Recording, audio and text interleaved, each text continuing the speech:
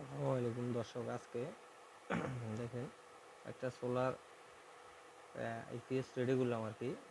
এটা হলো solar PWM double display, 2 battery, অবশ্যই 24 ভোল্ট। এটা এই পর্যন্ত কমপ্লিট করলাম। করে দেখেন এই যে পিডাব্লিউএম কর্নারে আছে, এই হলো ডিএসপি বোর্ড দিয়ে 6.3 ইঞ্চি পাবেন, অবশ্যই তামার কয়েল আর কি। তো মোটামুটি ফুল কমপ্লিট হয়েছে।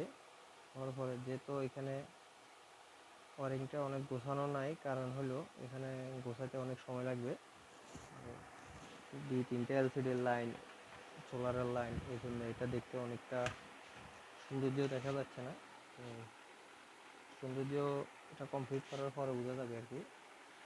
এটার হলো ব্যাক পার্ট, এই দেখেন আমাদের এফিউজের এই হলো সিস্টেম। আমাদের চার্জিং হাইলো আছে, মানে টিউবলার আর ব্যাটারি।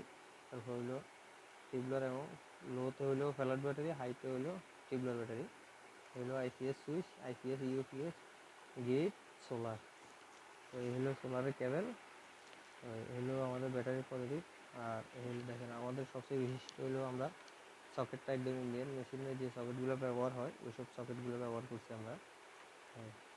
Round lock system. এই হলো ওভারলোড, এই ওভারলোড হলো এসি কট, আমাদের 15 অ্যাম্পিয়ার রাউন্ড, এই আর কি। আমাদের মেশিনে ডাবল ডিসপ্লে থাকার কারণে অনেকটা সুবিধা বেশি হবে। কারণ হলো একটা আইসিএসের, এটা হলো আইসিএসের ডিএসপি বোর্ড ডিসপ্লে, আর এটা হলো সোলারের ইনফরমেশন দেখানোর জন্য।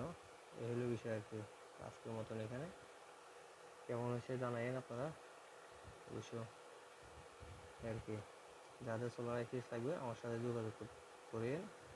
অবশ্য আমার আইডিয়াতে নাম্বার আছে, দোকানের অ্যাড্রেস আছে, সব কিছু আছে, এই আর কি।